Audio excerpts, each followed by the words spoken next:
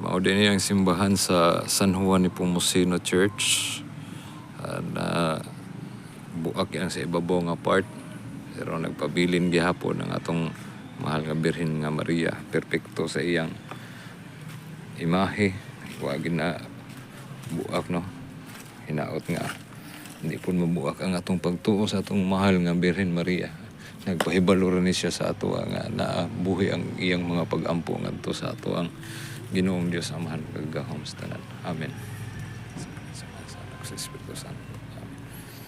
Ug di apod ang iyang katong imahe pod nga nagampo nagatubang kang Mama Mary. Diin nga wa gyud siya matagaki dunay kaning dahon na tanom pero kaluy-an pud taon wa gyud siya maunsa, no? Mao gyapon the same position gyapon siya.